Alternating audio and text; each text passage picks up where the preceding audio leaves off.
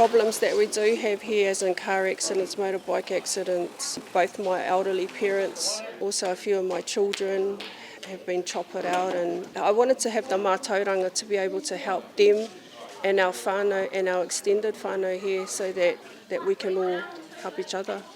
First aid is up.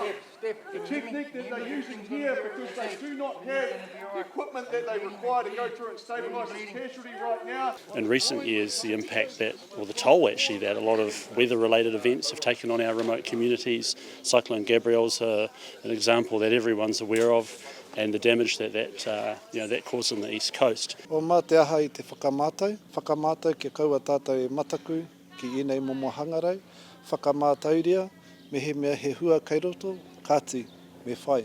Ki te kore, ka waiho.